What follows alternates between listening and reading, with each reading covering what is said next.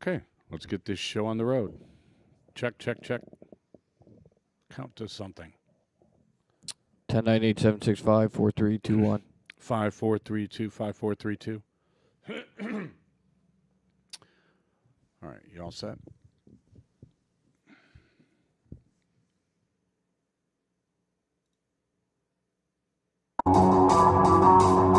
It's time for Dart Talk. Brought to you by TheDartZone.com. Stay in the zone. TheDartZone.com is an official Cosmo distributor and Windy City Fabricators, America's premier fabricators of orthotics and prosthetics, and Redwood Darts, America's newest tungsten darts. Stand straight and tall and hit them all. Redwood Darts. And now, here are your hosts, Mystery Mark and Steve P.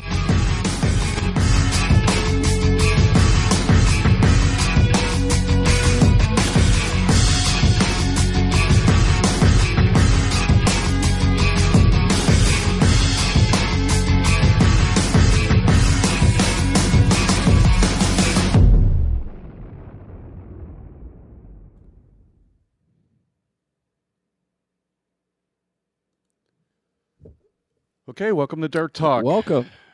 Happy Lincoln's birthday, Is it? February 12th. All right. Happy Land of birthday to Lincoln. him. Greetings around the world. Dart Talk brought to you by the Dart Zone. Stay in the zone. TheDartZone.com is an official Cosmo distributor. Also, many thanks, Windy City Fabricators, Redwood Darts, and whoever had the under 15 seconds before I would fumble. Okay. Since I fumbled Then the they opening won. kickoff. I don't know who the center is for Denver, but I feel his pain. How you doing? I'm all right. How about you? Good. I watched a lot of Olympics. Did you? Yeah, I liked some of the stuff. I like wanna the be Olympics. I want to be a snowboarder. Why? Because they just always look so happy. You look at Yeah. some of these get-ups that like the ice skaters wear and stuff like that, and then the snowboarders look like, it's like They're they out just got out of having- detention right. and it's recess. I mean, they just make it look like so much fun. They're always smiling. They wipe out and they're like, "Hey, I wiped out. Hi, everybody. I love Squaw yeah, Valley." I would agree. I with that. mean, it's just it's all like grim and serious with these Right. some of these figure skaters. They just look like nasty pieces of work. I mean, Well, yeah, and then they sit there for the results, and then they get all upset when they don't get what they wanted. yeah, and some of these announcers. I mean, I watched the opening ceremonies. I think the opening ceremonies are pretty cool. I thought those were cool. yeah, and then I just this woman, is it Meredith Vieira or something? Yeah. Who is she? She's been around for a while. Talk shows. Okay, because the Daytime- first thing she daytime says talk is shows. it's cold. Yeah, It's like the warmest Let's- Winter Olympics in history. I mean, all the snow is melting, and she's complaining it's cold. It's Right. like that's why they invented sweaters. It's the Winter Olympics. She was driving me nuts. it's I mean, cold. She could be anywhere in the I United don't States. know. It's cold. I just thought that the announcers all were horrible. Then maybe that's just me, just my opinion, but I didn't like that. But it was pretty cool. I actually didn't get to listen to it, but I watched it. Well, see now, that's what I should have done. But then you can't listen to the music. Right. So you can't. If there was a channel where you had the music and not the commentary, I'd have been That'd all be over great. that. Sort of like this show. Yeah, that's what people are asking for here. What is on this show this week? What do we got? Oh, we got a lot of results. we got loads of results. PDC, BDO, NDFC, the Texas Bullshooter, TRICODA, and the Players Challenge Series. Yes, we have all that. We are going to talk about why we do not have a worst tournament of the year. Yeah, and I think that may be a somewhat detailed conversation. Okay. We got more emails. Unlike all the I don't other know. conversations that we have Somebody must have put like that have no detail whatsoever. darttalk.com on a cocktail napkin in Sacramento because we got a lot of emails about this tournament in Sacramento. And to be honest with you, I've never even been to this tournament. So I was sort of like, what's this? So I don't know, trying to communicate with everybody. Okay, what do you really mean by this? What do you mean by that? People are blasting it and all this stuff. I'm like, hey, so we're going to talk about that. What else we got? We got the death of Phil Taylor and his rapid resurrection. Yeah, I already got like kind of an interesting communique on that. I thought it was kind of witty comparing Phil Taylor to Jesus Christ since he died Thursday, got absolutely pummeled in the Premier League. It was pick 'em. First round. Right? Remember that? Right. It was pick 'em. Pick 'em. And we were like, why is it pick 'em if Van Gerwen's favored to win the whole thing? Right. And they're playing each other in the wiped first them round. out. And Taylor averaged almost 100. And Really? I think he had one shot at a double or something. He got killed. Wow. He got killed. And, if there's a new standard, then it's Van Gerwen that's setting it. Mm-hmm. And I always thought, well, okay, let's disclaim any and all things before that would help. we go much further. All right. Thank you, Spartha. The views, opinions, rants, and rampages expressed on Dart Talk do not necessarily reflect individually or collectively those of our sponsors, co-sponsors, wannabe hosts, hearing-impaired critics, or those with a penchant for attitudinal dysfunction. We at Dart Talk strive to provide you, the listener, with an educational, entertaining, and fun-filled experience each and every week. If after the show you, the listener, find yourself feeling uneducated, unentertained, and or bored, we at Dart Talk consider that your own problem. Okie doke. So we do. Yes. So I almost forgot the little thing there. But so what were we talking about before I get in trouble? Oh, about Van Gerwen setting the new standard. Well, yeah, and it was kind of funny, because I don't play League anymore, Mm-hmm. right? And this is like, okay, this is where everybody says I just talk about myself. But I kind of stopped playing League because I wasn't enjoying it anymore, to be honest with you. And a lot of the good players that played when I was coming up had all quit. So there wasn't really anybody left that was playing like really, really high-level darts like there was when I was coming up. And somebody asked me, why are you still playing? And I'm like, well, I guess since I'm one of the seniors now, right, as far as like league play goes, I should be the guy setting the standard and being like, okay, this is the standard you guys all need to be throwing at. Is that presumptuous of me or arrogant of me or whatever? I mean, I don't think so. That's kind of how I looked at it. And then I would go to blind draws and I'd kind of be like, people are looking at me and, stuff like that. And I'm like, all right, I will.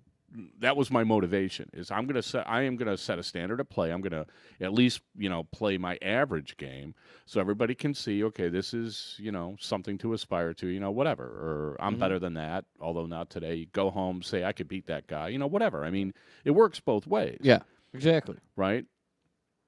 And, I think that's what Van Gerwen's doing now. And I think, Taylor's playing catch up, new darts, whatever. But, I mean, here's a guy that it was the funniest picture I've seen on Facebook in a while is Phil Taylor chalking. Mm-hmm. I mean, you just don't see that very often. Right. So there he is. And, to his credit, he had the pencil in his hand and he was looking at the board and he was standing correctly like, okay, he's not, some of these guys monkey around a little bit because they're mad they lost and they don't want to chalk. And, it looked like he had a good attitude. Yeah. It was kind of a great picture. No, so he loses to somebody you've never heard of on Friday. They had the after Van Gerwen, right? That was Thursday, in Wigan, which is in the UK.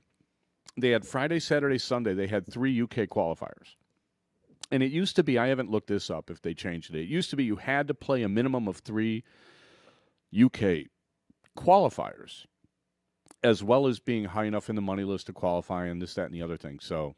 Okay. They had them all the same weekend. So a lot of guys were playing this weekend. And I think in the subsequent UK qualifiers that you're not going to see Phil Taylor again. You're not going to see Adrian Lewis again. Because they all got their 3?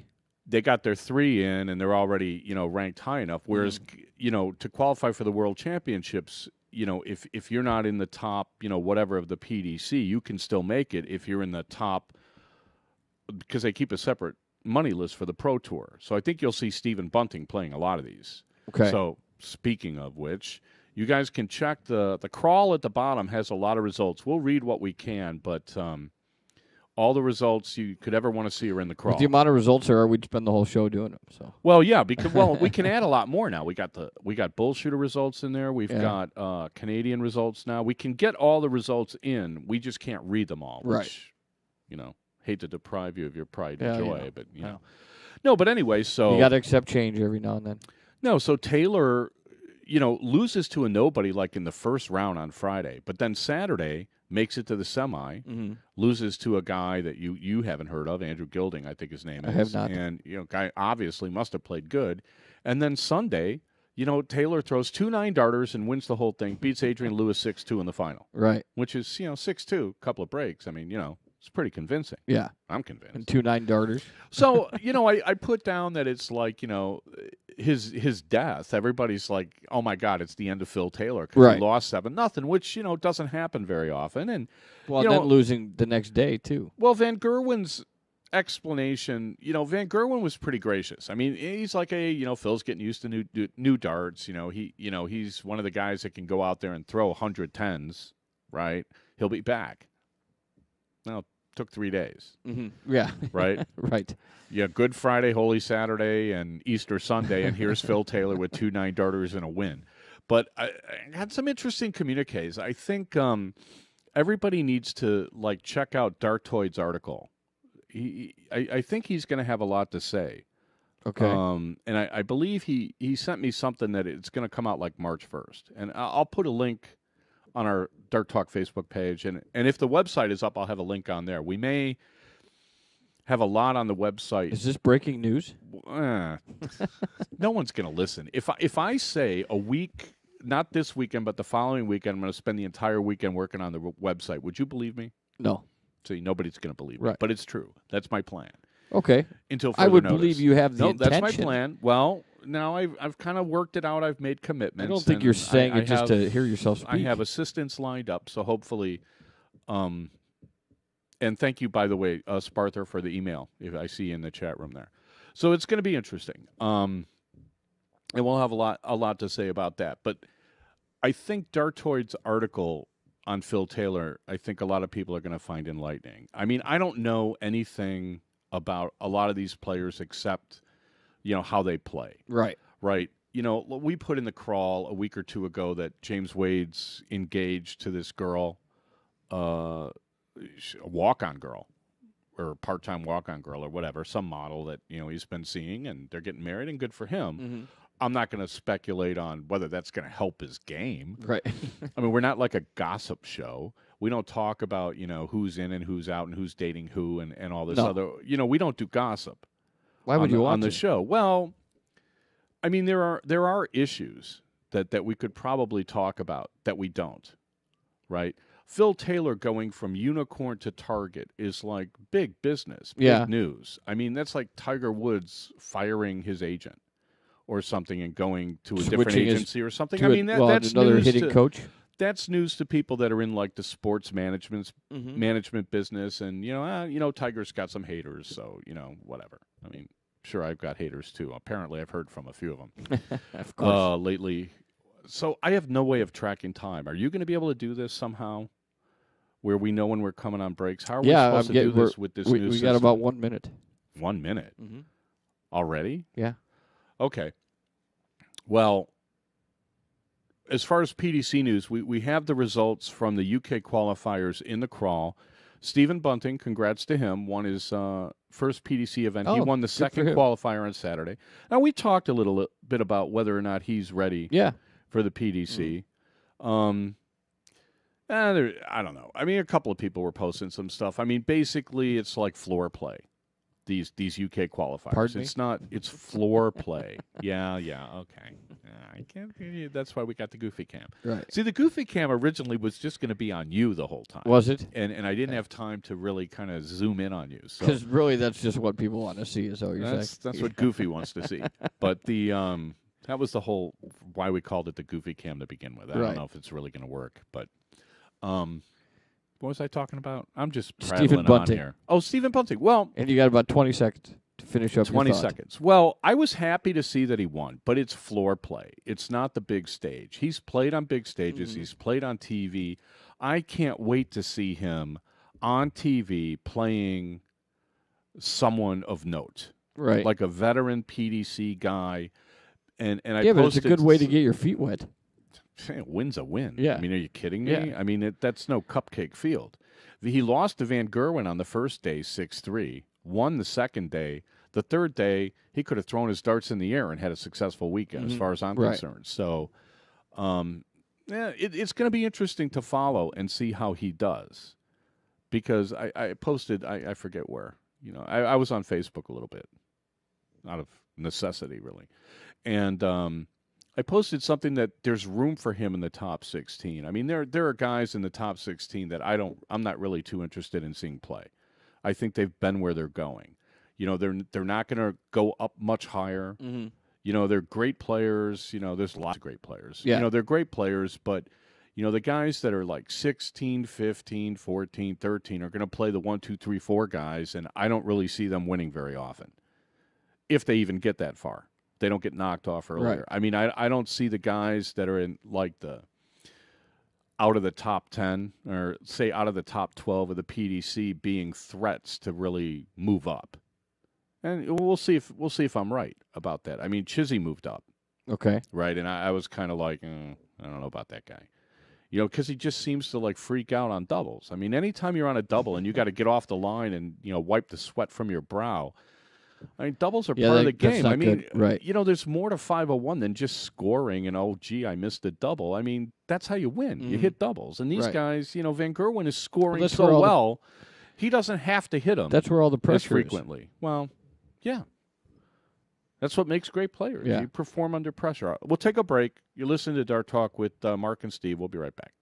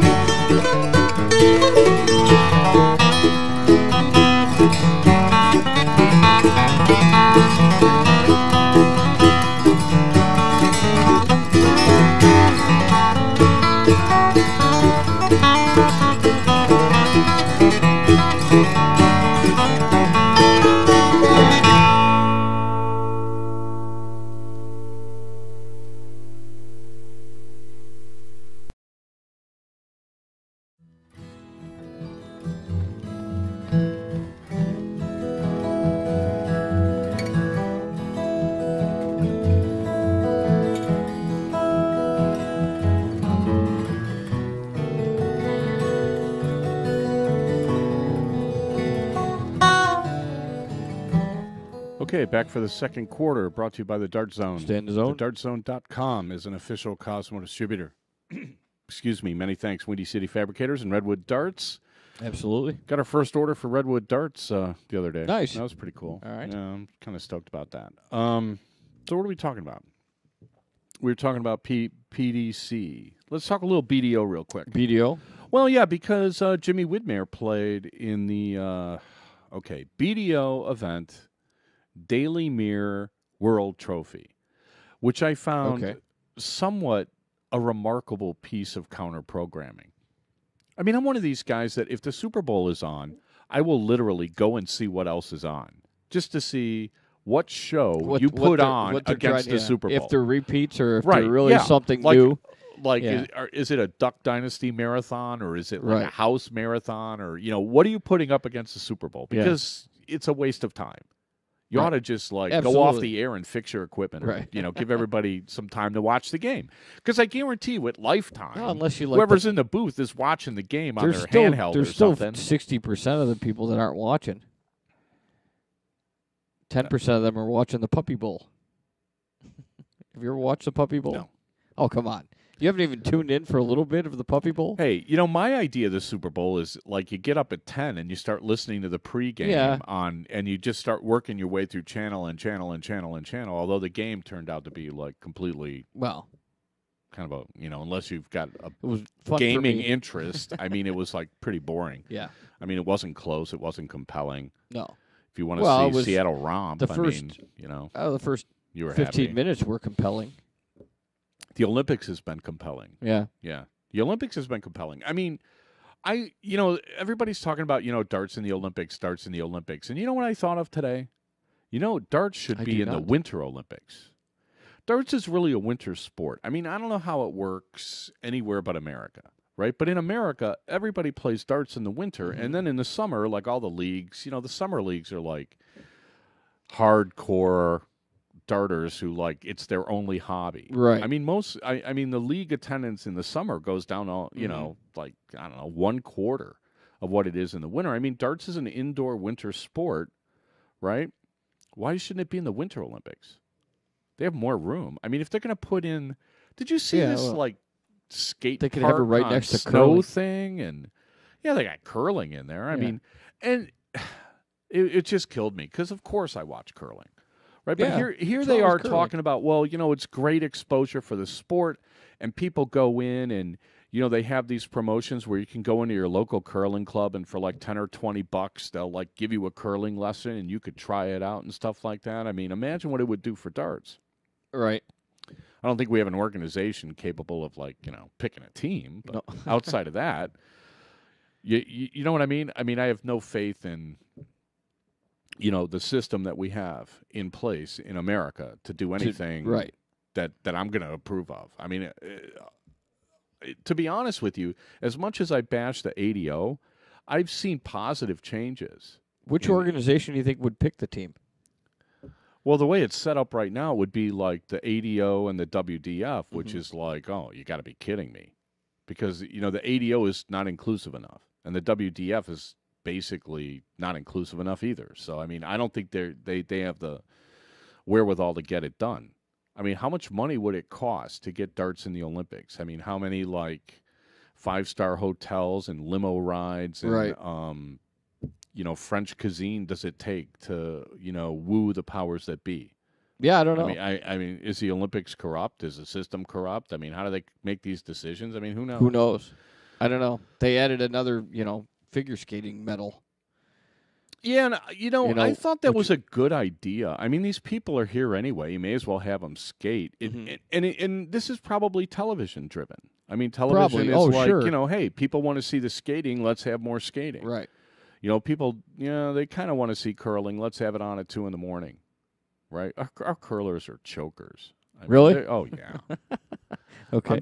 I'm just astounded, that they How do you- can't execute simple stuff. And then in the nationals, they look good, when they're playing each other, and then they play these international teams and they fall apart because they're not prepared.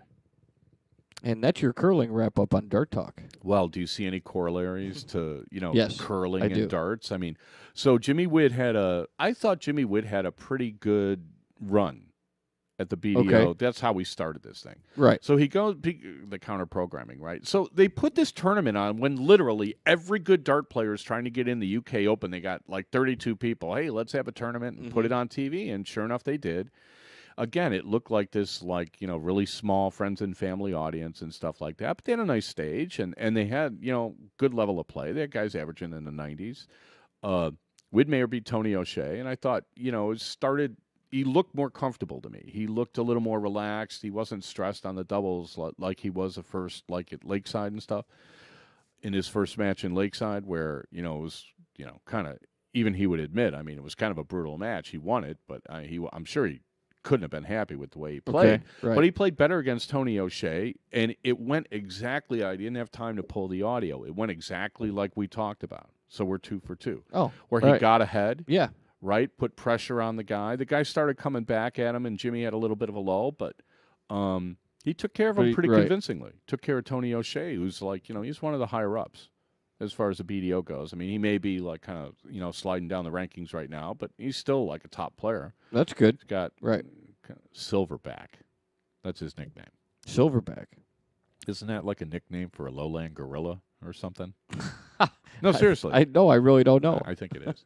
And I no would- offense, Tony O'Shea. Don't come, throwing bananas at me or anything. But Somebody no, I I think thought is good. I was happy. I was actually kind of like, people couldn't find it online, so I was posting updates every leg. Yeah, he did this, so it looked really good. And then he played 2 days later against Gary Robson, and this guy averaged damn near 100. He ended up finishing averaging 98, and Wood couldn't stay with him. He had a whack at 120. He missed that. He had 4 darts at another double. He missed that, and he was gone. He was toast. Yeah, it was a short format, but he ended up averaging over 90. Yeah, and really got killed. So that goes to show you. All these guys. any given time. Yeah, any given time. Somebody gets hot, and this guy ended up, I think, made it all the way to the semi, and James Wilson won, and I don't know, somebody was giving me some guff because I said on the show, a month ago or something, that he looks like Van Gerwen will look like in 25 years. And I go, I don't think they look the same at all. I'm like, well, I see lots of similarities between those guys. So you guys look at the tape, and you can email darttalk@gmail.com if you don't agree with that one. Right. It's just sort of an observation, and I'm not going to bore everybody with, well, he does this, he does this, he does that. I don't think anybody wants to hear that. No, I don't think so either. You know what they do want to hear? I don't want to hear it. I'll bet you they want to hear TRICODA results. Do you think so? And they want to hear what happened with the big match between Shane Meeks and Joe Huffman. I'll bet you people want to hear about that. Which would you like to do first? Why don't you do the results? Let's do the results. Yeah, do top 4. So these are the results from the TRICODA, which is the Tri-County Dart Area, I think, in Solomons, Maryland, over the weekend. So give it a rip. All right, luck of the draw, 501 on Friday night. Steve Murray, Paul Wilson, Eric Wochuk, Joe Huffman for top 4. Second place, John Madison and Stowe Bunce. First place goes to Matthew Thompson and Marky Thompson. Luck of the draw, cricket. Top 4, B-Mac, Jim Dillo, Tom Haight, Ryan Vanderwheat. Second place goes to Mike Lagana and JC. Johnny K and Kyle Owen win the event. Johnny K and Kyle Owen. Okay. Yeah. Interesting team. Men's doubles 501, top 4, B-Mac again. Scott Sampson with Chris Linkus and Stowe Bunce for top 4. Second place, Johnny K and Mark Fair. And Ryan Vanderwheat and Danny, I'm assuming that's Sawyer. No, that's Shayer. Scheuer. No, that's actually, I've seen that before. That is Danny his name. Scheuer. Some interesting names there Danny that Scheuer. I haven't seen Chris Linkus play in a while. Stowe Bunce had another good tournament. Ryan Vanderwhite had a good tournament. Mark Fair. Scott Sampson had a good tournament. A lot of good players. Ladies doubles 501. Cynthia Finch, Linda Mullins, Barb T and Shirley P for top 4. Jamie Sims and Mia Del Hero for second place, and Doreen Sweeney and Jenica Rock. Jenica rocked. Well, you could do a lot with Jenica Rocks. Yeah. Okay. Men's singles cricket. Scott Sampson, Joe Huffman, top 4. Ryan Vanderwheat, second, and Shane Meeks. Yeah, it was interesting. They Wins that. streamed that. They were streaming from this tournament. Kyle Owens set it up, and so before Shane Meeks played Joe Huffman, they streamed the cricket, and I got to watch the final, and it was kind of nice. I mean, it was a leg apiece. Ryan Vanderwhite won the diddle, and opened up strong, and Shane just rained triple 19s on him until he couldn't take it anymore. There was no end in sight. Yeah, it was a nice win for Shane, and I heard his kids were there and stuff, and I think nice. I didn't really have time to talk to Shane, but I think it's great that you could bring your kids to a dart tournament now, because you can't smoke anymore, right? And I remember the first tournament, my late dad and my mom came to, the only tournament they ever came to. They were both like, "What's with all this smoking?" And I'm like, "Oh, doesn't bother me." But yeah, you know what I mean? Right. But it's nice because now you could bring kids and stuff like that. So it's a more of a family friendly atmosphere than it used to be with the smoking. No longer in the dart hall. So, ladies singles cricket. Jenica Rock and Kim Duvall for top 4. Lynn Martin Kogat. Kogat For second place, and Dorothy Spencer wins that event. Wonder if she wears culottes. Culotte Kogat. She probably got that in grammar school. I'm sure. in grammar school kind of mood tonight. I don't know why. All right, 4-person 701. JC, Matt Pomeroy, Chuggy, Andy Wood, Big Ben, RVW, AVK, and Sean Meeks for top Okay, four. that's Andrew Van Coverden, Dan Brenner, Ryan Vanderwhite. Ryan Vanderwhite, and Shane Meeks. Right. See, I thought they won. No, they got top four. I was misinformed. Okay. Joe Van V, Donnie Walker, Jeremy D, and Jeff S for second place. Okay. Kyle Owen, Matt T, Stowe Bunce, Chris L. So that's Chris Linkus, Stowe Bunce, I assume Matthew Thompson, and Kyle Owen. Kyle Owen. Congrats to those guys. Four person, 7-1. Tough field, yeah. That's a rough event. Four person's rough. You throw 3 darts and you just kind of stand around. Yeah, for a long time. That was the one thing, like, we played, you don't play it very often. I played it in Nashville once, and we picked up Scotty Kirchner, and he threw back-to-back ton 80s, and it's still probably one of the most remarkable things I've ever seen. To go back-to-back ton 80s in a 4-person after a long day where you're just standing around, I was like, wow, that's pretty cool. Okay, then you got Luck of the Draw, again, which is what, 501 Cricket and what's CC? Choice, I assume. Yeah, it's you know how we play format here in Chicago. What they do a lot on the road is they'll go 501 Cricket and then cork choice, which is like you win the cork, you pick the game and go first, kind of thing. So and invariably, people will win and pick cricket. So it ends up being kind of longer than it should be sometimes, but top four: Bobby DeMar, Andy Wood, Mike Lagana, and Larry Cox. Big Dan and Joe Slater for second, and Stowe Bunce and Andrew Van Coverden wins that one. You got your men's singles 501, Kyle Owen and Mark Fair for top four, Stowe Bunce second, and Scott Sampson your winner. Oh, tough field. Look at all those names. Wow. Yeah. Okay. Nice. Ladies singles 501, Barb Hambury, Maria Del Hero, top four, Dorothy Spencer second, and Diana Jane first place. Della Hiera? I don't know. Del Hero. It's hard to see from here, but you're doing fine. All right. Men's doubles cricket, Stowe Bunce, Chris Linkus, and Mike Dixon and Shooter. Who is Shooter? No idea. No idea. Okay. They get top four. Shane Meeks and Action Jackson for second place. Andrew Van Coverden and Dan Benner first place. Big Dan Benner. Okay. Ladies doubles Brenner. cricket. Right. Dana Webster, Lynn Kogot, Susan Linkus, Diana Jane, pardon me, second for top four. Second place, Doreen Sweeney and Jenica Rock with Dorothy Spencer and Julia Oberti for first place in ladies doubles cricket. Congrats to them. And your men's Maryland State Cricket third annual. Oh, so they did the state. Okay, so they had their state cricket championship at the tournament. Okay, wow. Joe Huffman and Glenn Smith get top four with Scott Sampson second, and Doug Watkins wins that. Oh, nice. And your women's Maryland State Cricket, Vicky Haight, could be Hyatt, Julie Oberti for top four, Debbie DeMar second place, and Dorothy Spencer is your women's Maryland State Cricket champion. Okay, well, congrats to all of them. Tough field. Looking at all the quality players there, I was actually, I heard about this tournament. I've never gone to it. Somebody wanted me to go once and was like, hey, fly to New York and we'll drive down. And I'm like, okay. Never did. But that's a tough field. Wow. That's pretty impressive. So aside from the state cricket championships, they Shane Meeks and Joe Huffman played a Players Challenge Series match. Okay. And it was streamed, and I assume that there's a link you guys can watch they had some sort of a glitch, so I don't know if they ever found the first half of the match, but they've got the end of the match and then like a little bit of a interview at the end. 6-6. Really? It was 6-6. It was 3-2 at the first break and 6-6 after the second break. They broke every 5 games or would have been 5-5.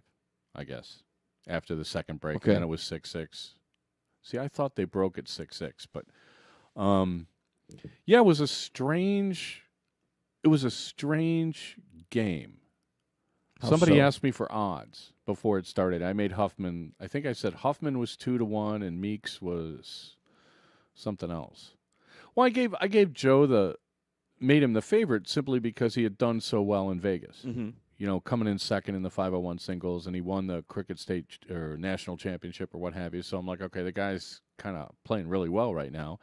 And then Shane played it not only after winning the cricket, where he beat Van der White in the final, Right. but then he went and played the 4-man, and then, like, I don't know, shoved a burger down his gullet and started playing Joe Huffman. And I was like, I thought he did pretty good, all things considered. I think Joe had a little more rest than he did. And it's, you know, what was it, fourth event of the day? And you're playing a race to 10, 501. I mean, that was like... It's a lot of darts. It's a big ask. It's a big ask.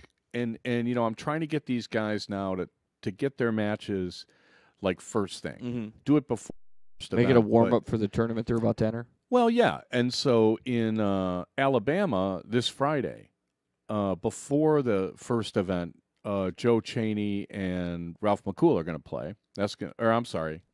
Jason Brandon and Ralph McCool are going to play. And then Saturday, Joe Chaney and Chuck Pankow are going to play. And, you know, we're texting back and forth, and they're like, well, we'll play. We're going to skip the blind draw Saturday night, and we'll play when we're out, when we're both out. Mm-hmm. And I'm like, well, that's kind of a – you can't announce a time. Right. You know what I mean? So how do you schedule that? Yeah, and we knew this would be a problem. We knew when we put this thing together that it was going to be a problem when you play and working into these other events. Syracuse is like, you know, basically the best run tournament in the country, and, you know, they're like, yeah, sure, don't mess anything up, but come and do it, right? And it's like, well, I'm telling these guys, play Friday before the pro singles. But we have two matches. Jimmy Widmer pulled out. Okay. And I don't think it's anything against the event. I think he was just like, look, you know, the guy's been traveling overseas. Now he's working. He wasn't sure he could make it. And I'm like, well, I got to line up a replacement. We got a great replacement. So Greg Van Leinen, who's, I think, if you look at the ticker? Hey, yeah, it's right there. No, he's in the top 5 of the power rankings, I think. Or he was last week. Oh, I updated him, and I can't even remember who's in there now. Greg Van Leinen is going to play Brandon Rogers. So these are two, like, kind of, not local. Brandon's around, my geography is not very good. They're both kind of upstate New York guys. Mm-hmm. And then Tom Sawyer is going to play Ryan Van der White. All right. So I'm hoping these guys are going to play Friday before the pro singles. So we'll kind of see how that goes. I posted on the Players Challenge Series Facebook page. The bios are up there, pictures and everything. Cool. Very good-looking man, Greg Van Leinen. Nice I'll picture. have to check that out. You'll have to check it out. You'll be like, ooh, hey, that guy's pretty hot. Steve was right. Well, hey, you know, I mean, what can I tell you? The guy's, you know, he's a handsome man. So that's going to be the challenge. On that note, we should probably take a break. Oh, are you getting warm? Yeah. Okay. I need a drink. You're listening to Dart Talk with Mystery Mark Steve P. We'll be right back.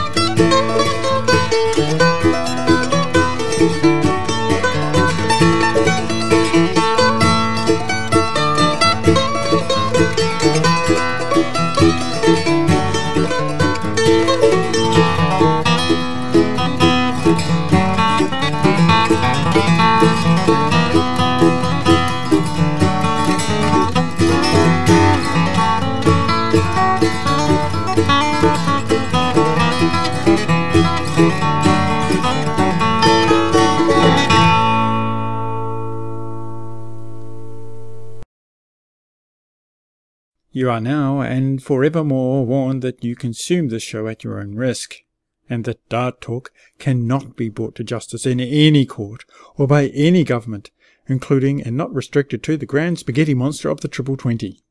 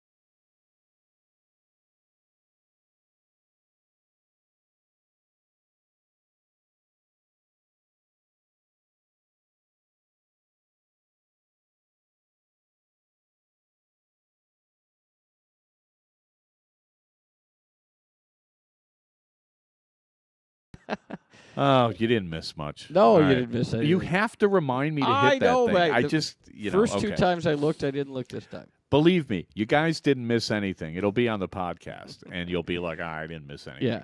So what what have we not talked about? We have to talk about this, why we're not going to give out an award for Comfy? the worst tournament. No, I can't seem to get, centered here. I don't understand what the problem is. Why? Okay. Well, look, Did somebody ask you this question? actually directly. Okay. We got an email, but because the Jackwagon thing that we never gave an We never award did for a Jackwagon Jackwagon, this year. and some people are apparently insisting that they be named this year. But as far as that goes, Why would we name the worst tournament though? Because we got some emails, and one person was so specifically upset with this one particular tournament and just went on this litany. This was wrong, and this was wrong, and this was wrong, and this was wrong. And I'm like, dude, have you never been to a dart tournament before? I mean, what dart tournament runs completely 100% smoothly from start to finish? I mean, they just don't exist. But there were a couple of things that came up that I wanted to run by you because I consider you like an objective, sensible person.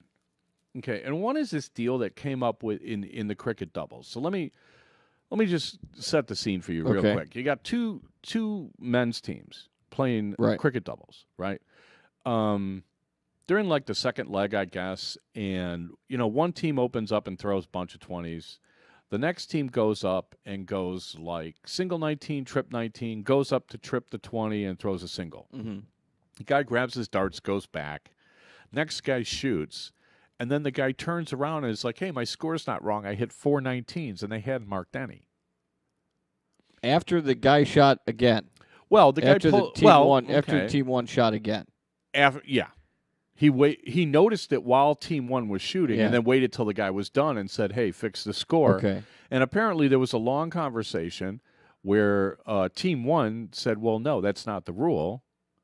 And team two's like, well, we'll let you shoot him over. And the guy's like, well, no, we can't go back in time. It's cricket. And then the chalker's like, yes, you can. And then they're like, well, no, you can't. And then they had to bring an official over. And the rule is in cricket, you can't go back in time. Right. Because it affects what you throw at.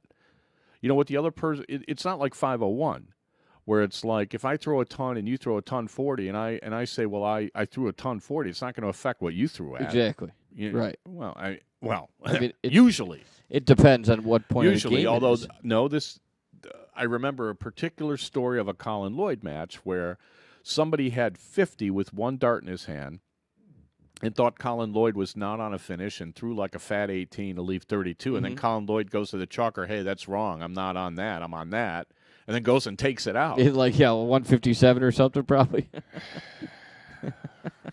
I mean, it's just sort of like, when, sometimes things just don't go wrong. But, there was a lot of conversation about this, and there were players that I actually know, I'm acquaintances with them, and they're both good guys, and no way I would assume that they would be cheating. Right? But that was the allegation. There were allegations that there was cheating. I'm like, that's not really cheating. You're following the letter of the law, but why would you do that? You're following the rules, but I don't. So let's say you and I are playing. Yeah. Let's say you and I are playing. We're a cricket doubles team. And first, we're team one. Okay, so we close at 20s. You go to, I close, I throw my ton or my 80, whatever. You go to the line. You look at the scoreboard, right? You see that the 19s are open, we have 20s, and then you go and throw. And then the other team's like, oh, no, wait, we had 4 19s. I mean, what do you do in that situation? Well, first of all, I'd probably be shocked and look back at the team and go, you hit nothing? when I walk, right. When you look at the score, you're gonna right? I'd be like, from what I understand, they had it may have already been like the second go around where both teams had 20s and 19s, something like that. But so you're going to go up there and look and see that you're still up 100 points instead of Would you? You'd be like, oh, he had none. Did you whiff? Yeah. Yeah. Which guys, if they did, wouldn't take too kindly to that. Right. You know what I mean? I mean, anything you say can be used against you. I might not necessarily say it to them. I might look at you and say, oh, look, well, he missed. I'm going to go for 19s. I'm going to close. You know what I mean? There would You'd be surprised. Be a red flag a little bit. Yeah. I'd be like, oh, how do we still have a 100-point lead? But I just don't see. I don't know. To me, it's unsportsmanlike. What's unsportsmanlike? To say just, it's the rules and we can't go back in time and I'm not going to give you the 4 19s that you hit. And did anybody ask the chalker? Well, and I believe the chalker said, well, you can go back in time, which is not accurate. Right. Right. So I think the chalker compounded their error by, misinforming them of the rules. And then somebody who did know the rules was like, okay, let's bring over an official who's like kind of put in a difficult position because, okay, yeah, this is the rule. I get it's the rule. But I just couldn't see myself not giving him the 4 19s. I don't know. I mean, it turns it into a match that's just like, well, what are you going to do? Yeah. So, they play and one team wins and then they don't shake hands and all this. So, I mean, I don't it's know. Bad all the way around. But the level of darts that I've played, it's, not as competitive. Granted, I played in tournaments and stuff, but it just seems more like... You're totally competitive. What? No, I am competitive, but I mean, just like not the high, that level. Well, it's just a dart tournament. It's not the PDC. I mean... So, yeah, I just couldn't imagine, saying, no, I'm sorry. It's just sad to hear this stuff. You love the game, and you want to hear good stories of these tournaments, right. and then you're just hearing this, and you're hearing that, and you're hearing this, and it was just like, it really got heavy on this one tournament, where one guy's basically like, well, you got a jack wagon. Why don't you give, a tournament jack wagon? And I'm like, okay, look. I mean, for one, I'm not even there. Okay. Well, yeah, and that's all second. It's all hearsay, now. and I actually reached out to some people that I knew were there, and I was like, well, what about this? What about that? And they're like, at one point I wondered if they were at the same tournament. I had to double check because they're describing two completely separate experiences at the same tournament. Well, okay, some people are unhappy. Some things didn't go right. You didn't like this. You didn't like that. Okay, I mean that's no reason to be like, oh, we should go on the show and say this tournament stinks and nobody should ever go to it and stuff like that. The only issue that I really, pulled out of this as being worth talking about was guys were talking about the draw. Okay. And where are we on time? Let's take a real quick break. We'll come back and we'll finish up with this because this is going to be kind of a long I want to get your take on this. It's going to be kind of a long conversation. We went long last segment. So We'll be back. It's going to be a real quick break. You're listening to Dart Talk with Mark and Steve. We'll be right back.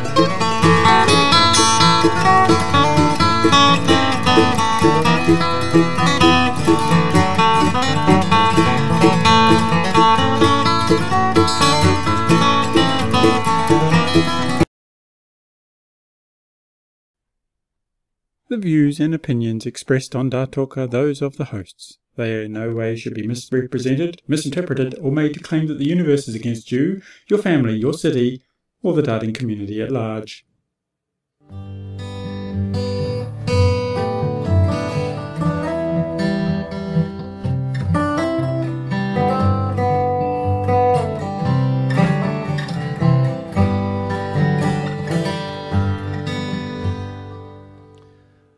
Okay, fourth quarter brought to you by the Dart Zone. Stay in the zone. TheDartZone.com is an official Cosmo distributor. Also, thanks Jeff Dodson, Windy City Fabricators, and Redwood Darts. Okay, so let me run this by you, because this is an issue that, I don't know, we addressed it indirectly a while ago when a certain person cast aspersions on a draw at a certain tournament, and there were all sorts of repercussions, right? You remember what I'm talking about? Vaguely. I don't want to go into names, Vaguely. but you guys can go back in the archive and check it out. So here's the thing. They do something different in Sacramento than they do at a lot of other tournaments, where I guess what they do is they redraw every round, right? In the singles. Okay. So that means that, like, it's a completely blind draw. All the first round matches are done. They take all the winners and then do a complete other bracket, right? Then when that round is done, they take all the winners and they do another bracket. And then when all that is done, they do, until finally you're down to 2 and they play. Right. I don't know why they do it this way. I was going to ask, what's the purpose? I have absolutely, I can't think of a good reason from a tournament organizer standpoint that you would do it this way. You're for one, you're making your job a lot harder. Oh, yeah. Right? For two, you're slowing down your own event. All these tournaments, I mean, sometimes it seems like a fast food restaurant. On to the next event, on to the, like table turnover, right? On to the next event, on to the next event. I don't know why you would do it this way. But But they've been doing it for years. Well, apparently 38 years is what I believe what I heard. And I felt so sorry for this tournament director, because, the stuff that people were posting publicly was way nicer than what people were emailing. And I kind of wanted to get the lowdown on this. And he said a couple of things that I found, like, somewhat remarkable. Okay. One was that, he feels bad because he gets accused of this kind of thing every year. And I think part of the reason he gets accused of it is they just do it differently. Possibly. Then now think about it. If every year... Yeah, like every year this tournament apparently... For 38 years he's been getting accused of cheating? Which brings another question to mind, which is like, well, okay, maybe you should change the way you do it, and so it's more transparent or something. And, he actually sent something to me right before the show, and I didn't have a chance to read it, so I don't want to misspeak or anything, because I wasn't there. Let's just say that, okay, right. I wasn't there, and I reached out to a whole bunch of people and said, what about this? What about that? Trying to get the info. Yeah, because here's the problem. You got a tournament in California, right, that is not only ADO sanctioned, but it's BDO ranked. Okay. If you're from out of town and you've never been to this tournament before, wouldn't you think that you have some sort of expectations that things are going to be run in a certain manner? You would think. You would think. You're going to an ADO-sanctioned tournament. It's an ADO-sanctioned tournament. What people don't realize, though, is that ADO-sanctioned tournaments, it explicitly says tournament directors can do whatever they want, which means because there's no rule that literally they could rig it right in front of you. Nobody did this. So, okay, I know. Okay. They could just say I'm not saying anybody rigged anything. They but could point to this according and say, to we the could do whatever ADO we sanctioning want. rules, you could literally go in there and say, you know what? All the guys that are 5'5" and under are in this bracket. Yeah. All the people between 5'5" and 6" are in this bracket, and all you other tall guys are in the other Go play half. over there. I mean, they could literally do that. Right. There are stories. You hear this anecdotal thing. There was some guy named Tom Fleetwood who ran like tournaments, 30 years ago or something. And they would say he would have the slips in front of him and he would kind of shuffle them around and you could see him kind of looking to see who he was going to pair together. It's like, why would you play a tournament if that's true? Right. If that's true, why would you go to a tournament where you know it's not on the up and up, right? Yeah, exactly. But here's the problem that all the tournament directors have. If somebody accuses you of like doing something, whatever, that's I don't even know how to describe it. Unethical, because apparently it's not illegal according to the ADO. Right. But let's just say that a tournament organizer is accused of like monkeying with the draw. Let's just say that monkeying with the draw. What defense do they really have? I mean, they don't really have any. I mean, I've been to tournaments in like 18 different states, right? The only tournaments I know for sure that have been cooked are the ones I've been to here. Because I've seen them cook them. Yeah. Cook them. I mean, I've literally seen them close signups for a singles event, have the brackets posted, and then people coming up saying, "Oh, I didn't get in," and they just put them in a buy spot and fill it in somewhere. Okay, well, you're going to make them redraw the whole thing. Would it matter much? I mean, technically, you shouldn't do it that way. Right. Technically, when signups are closed, you don't add anyone. That's the whole definition of signups being closed. Right? Especially when they make announcements constantly. Yeah, 15 minutes to sign up and stuff like that. And I've also seen blind draws where, it's pretty obvious what's going on. Okay, fine. So this tournament in Sacramento, though, there were out-of-town people who were, like, very, let's just say they were very suspicious. Mm-hmm. They're like, oh, this wasn't really on the up and up. And when you start looking at, like, really tough first-round matchups and stuff, and you start thinking about ramifications and all this other stuff, then it becomes like, well, now, wait a minute, right? Everybody's been at tournaments. How come all the pros are in one quarter?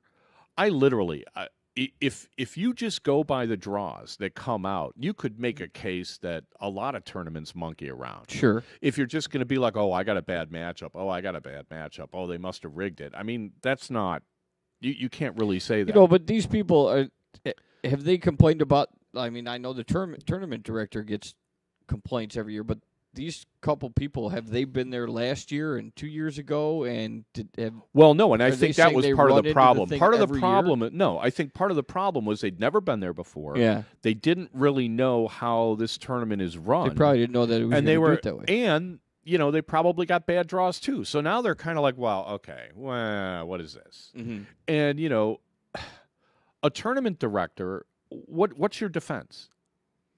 If your defense is I didn't rig it, I'm not sure that's going to be that persuasive. Well, how do you... If your defense is why would I rig it, I could think of tons of reasons somebody might want to rig it. I mean, I don't know. Sure. You don't know these people personally. Everybody, it's an honor system. You go to a tournament you've never been to before, you're assuming you're going to be treated fairly. Well, what's he supposed to say other than I didn't rig it? Well, that's the thing. See, they don't really have any sort of defense except transparency. Mm-hmm. The only defense you could have is be like, hey, we're going to do the draw for the singles in 5 minutes. Anybody want to come and watch? Come and watch. Right. You could do it that way.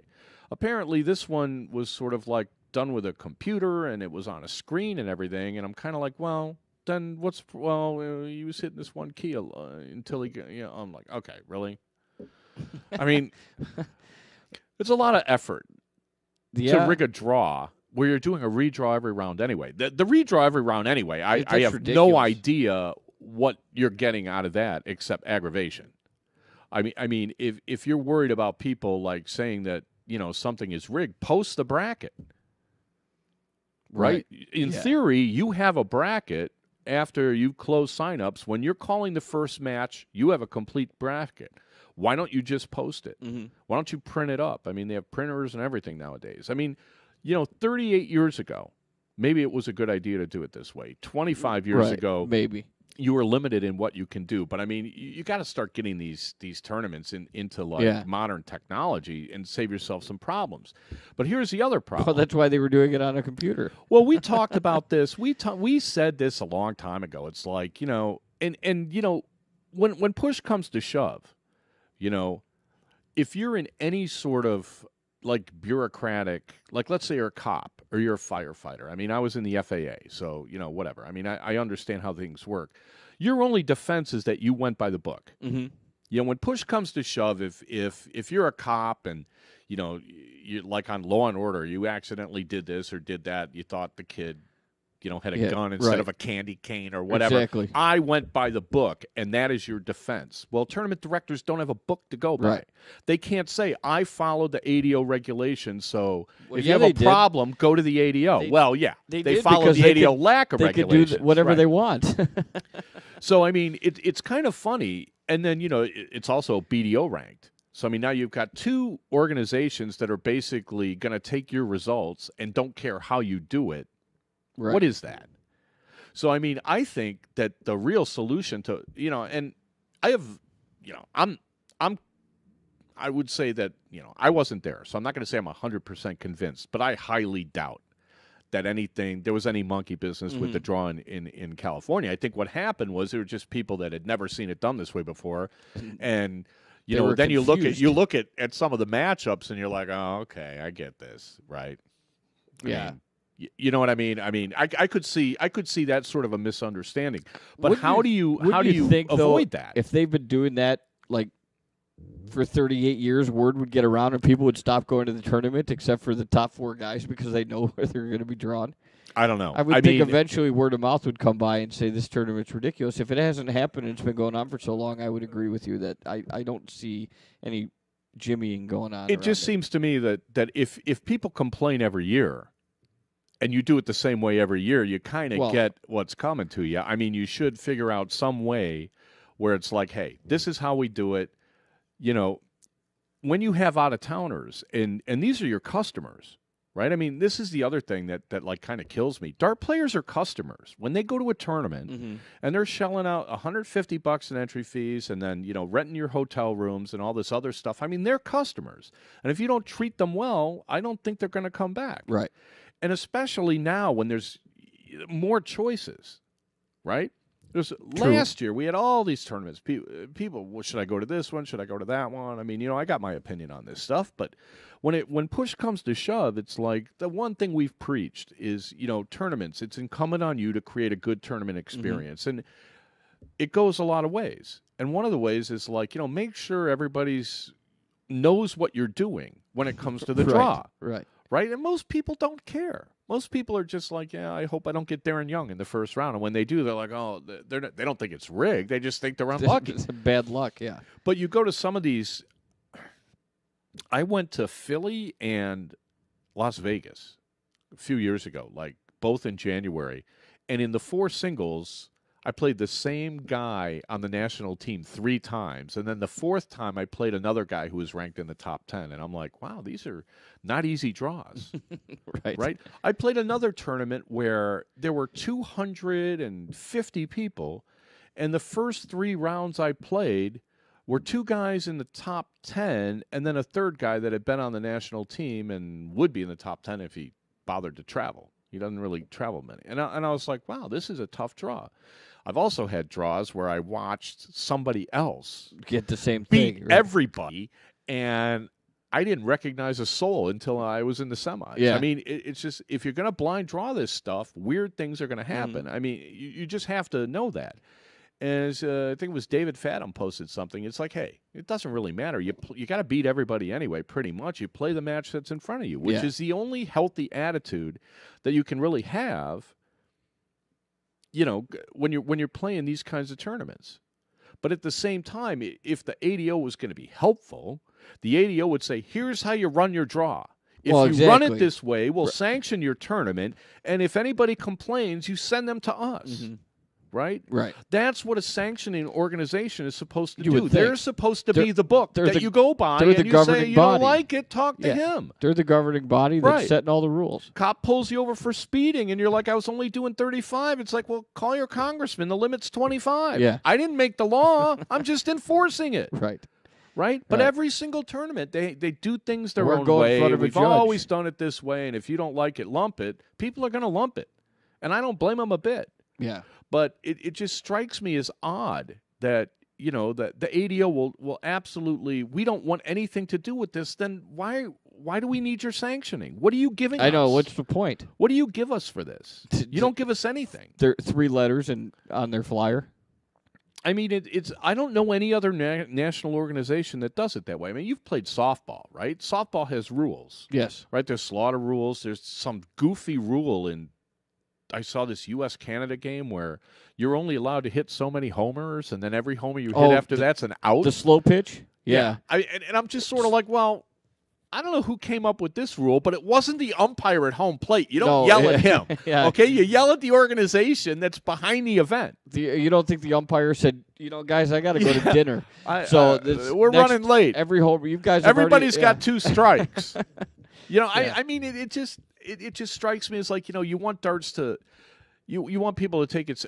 I want to take it seriously as a sport. That's our whole deal. Right. We want darts to be a sport, and things like this just make it almost impossible. Right? You're going to have this guy does a draw this way, this guy does a draw this way, this guy does a draw a third way. Right. You're a player. Who's going to keep track of this stuff? If they're all stuff? ADO and BDO sanctioned, you wouldn't. They can't even agree on how many legs to play. The women were complaining about, I guess, that they weren't playing the right number of legs or something because it was a BDO sanctioned event. And I'm just sort of like, these tournaments, I mean, I don't understand why they don't just throw up their hands and just be like, I don't want to do this anymore. Mm-hmm. Right. You know what I mean? Because you're not getting guidance, right? You're paying them money. Whatever and so are the players for that matter. I mean, you're an ADO individual, you're an ADO player, you're an ADO associate member or whatever, and then what's your organization doing for you in a situation like this? Does a tournament Let's also pay to be ADO sanctioned, or is it just money coming from the players? Well, no, they pay for the ADO to sanction their tournament and stuff like that. And then they take money off the top of the players' entry fees. Yeah, and then the ADO takes money for you to be a member. They take it from your member organization or whether you sign up or so. I mean, they're getting money like three or four different ways, right? Well, I mean, $2 a player is not, it's not going to make anybody a millionaire. But, I mean, there's money involved. What I'm saying, though, I kind of lost my train of thought there. But the idea here is that let's say somebody did rig a draw, and I am not saying it was rigged in Sacramento. I'm quite sure it wasn't. But let's just say you went to a tournament and you knew for a fact that they rigged the draw, and it's an ADO sanctioned event. Who do you go to? What is your recourse? Do you ask for your entry fee back, and they say no, we didn't rig the draw? Where do you go? Right, you're hosed. There's no protest. Yeah. Where do you go for this stuff? True. Nowhere. So what are we talking about here? You're talking about like the players have absolutely no say in anything. Yeah, you just kind of right. It's just like, okay, well, bend over and take it. I guess I flew 900 miles to come play best of 3 501, and now you're going to hose me on the draw, and I guess I'm supposed to have a happy smile on my face and go home. Year. I'll see you next year. Yeah, right. That's basically. I mean, that's no good. So I mean, I don't really see a solution here for the tournament directors. I would say, the more transparent you can make it, the less likely something like this is going to happen. Right. And if you see out-of-towners walking into your dart hall, I mean, if you're a local tournament director, you know who your players are. Mm-hmm. If you see somebody that is like brand new, hey, how you doing? On Friday, how you doing? I'm so-and-so. I run this tournament. Hey, if you've never been here before, we do things a little bit differently. We redraw every round in the singles. Right. And here's how we do it. We have a little computer system and stuff like that. You can watch if you want. And it takes 20 seconds to communicate this to the players so that they know what to expect. So if it happens, they're not immediately suspicious when they get a bad draw, which they will get. Everybody gets bad draws. Of course. If you don't get it at this tournament, you're going to get it at the next one. And if you don't get it at that one, believe me, it's coming. There's too many good players. Yeah. And there's no seeding. There's no anything. So, of course, you're going to have bad draws. There's just no way around it. Everybody gets them. You know, it was just it was just like really funny. I was at some little tournament in and we'll wrap this up. I'm in this little tournament in Grand Rapids, Michigan.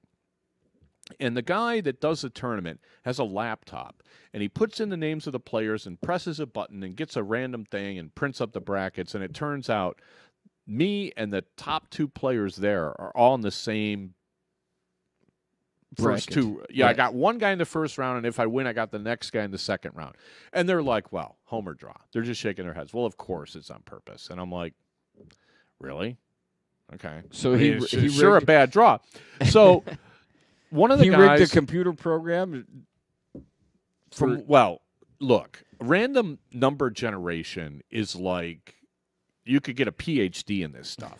You saw the movie Sneakers. You know, that's the other thing with these, you know, if you, guys like, I put it like a macro in an Excel spreadsheet. Okay, well, can I look at the macro? Right?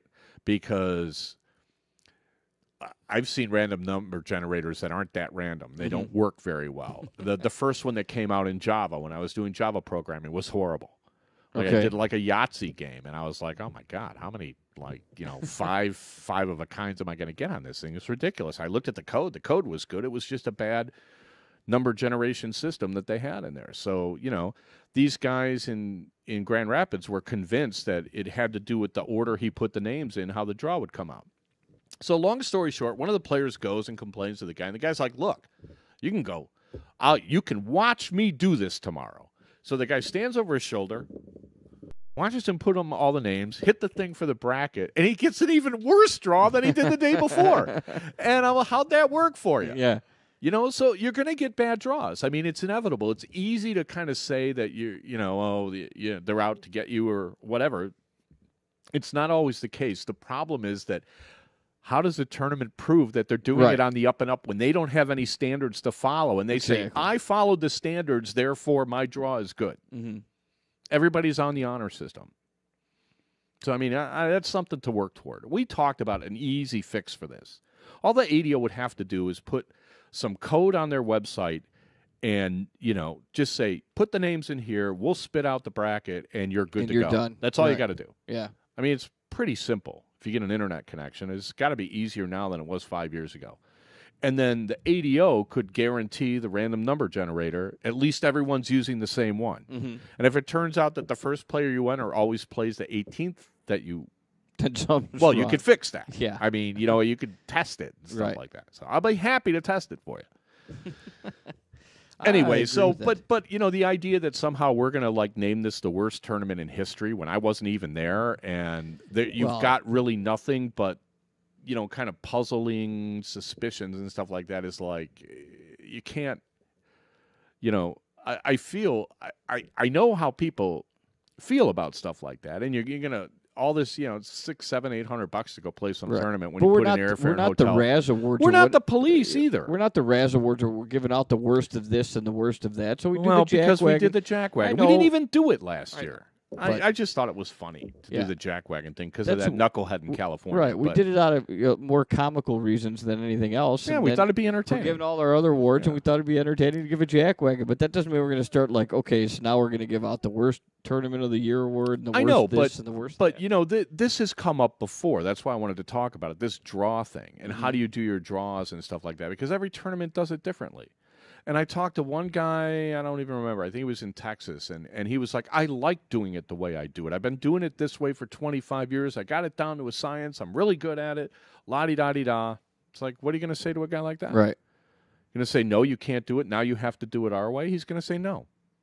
Well, then he just won't be an ADO-sanctioned tournament then. But that's what they should do. They should say, if you don't do it, we're not sanctioning you. Right. And if the guy says, I don't want to be sanctioned, then you say, well, have a nice day. Yeah, he can still run his own tournament. Yeah. Because if you don't start enforcing standards, you don't have any. Mm-hmm. And if you don't have standards, what do you have? Right. Right? So, I mean... chaos. And to be honest, you know, I think the ADO's made, actually, some improvements this year from just the little, what I've seen. You know, they're putting results up quicker. They've got, they're ironing some kinks out. Apparently, I mean, I don't know. I'm not privy to anything the ADO does anymore because I'm not an ADO rep or anything. Mm-hmm. But it looks to me like they're at least trying. So they should put this on their plate. Hey, here's something that'll help everybody, right? Right. Help the tournament directors out, right? They're beset on all sides anyway. Yeah. Everything they do, all they hear are complaints anyway. Right. I mean, this guy at TRICODA is fantastic, right? And, they're raising money and all this stuff, and it's like, hey, more power to you. No one's complaining about his draw. Right. Okay, well, do it in a way that people won't complain. That's all. I mean, it should be fairly easy to see anyway. But a lot of these tournaments, they're sitting up on high tables, and you just see people shuffling papers. You don't know what they're doing. You have no idea what they're doing. Right. At least if you're using seating, 16 or 32 guys know where they're going to go, right? Yeah. Exactly. People going to complain, oh, well, I don't like seating and la-di-da-di-da. It's a different argument. You know what I'm saying? Yeah. But we're not going to be like, okay, this tournament stinks, this tournament stinks. No. I mean, that's ridiculous. We can't do that. I wouldn't even want to. Why would you want to? Why would you want to? Yeah. Why would you want to do that? Yeah.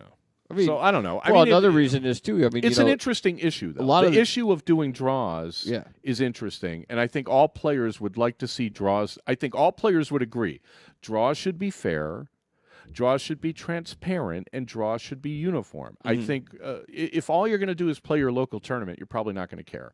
But if you're going to go to kind of more and more tournaments in your immediate area, and you want to go to nationals and stuff, they should do it the same way. I mean, they don't even seed the nationals. I mean, you see these people fly halfway across the country to be in some ridiculous round robin group where the top 5 players are in there, and it's like, so everybody else gets a pass, and you consider this like a good idea?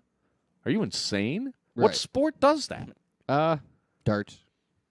Can you imagine what if the NFL did that? If the 12 playoff teams they just started picking them at random? Yeah.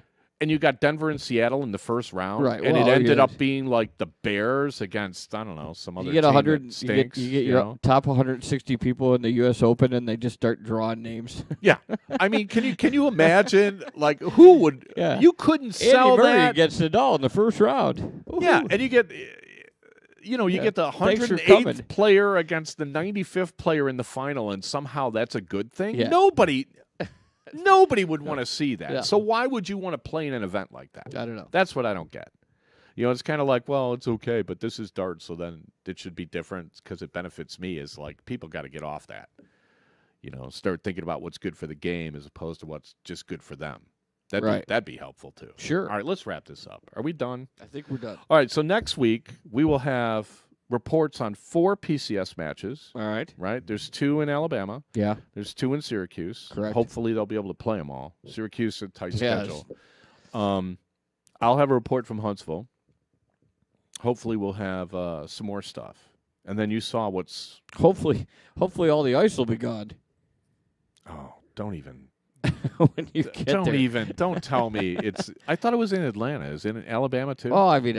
I got to bring ice skates You and a might. luge? Right, okay. I don't know if Alabama got hit, but they're close. I mean... It was 30 sure they got hit with something. It was 30 degrees. I went down there a couple of years ago. It was colder there than it was here. I couldn't believe it. Anyway, thanks everybody for listening. You can email darttalk@gmail.com. You could get us on Facebook. We have our own page. You could find us audio podcasts are on tunein.com, stitcher.com, and iTunes. The video is on YouTube. And if you go to darttalk.us, there's links to everything. And we'll be back next week, same time, 8 o'clock Central. That's the plan. 9 o'clock Eastern. Anything else from you there, buddy? You good? No. I think I'm exhausted. Okay, if you guys want to stick around for the after party, as soon as the closing credits are done, just wait a minute and hit F5, refresh your screens, and we'll be back for a little while. Anyway, thanks for listening, and we'll Dart Talk to you next week. Everybody take care.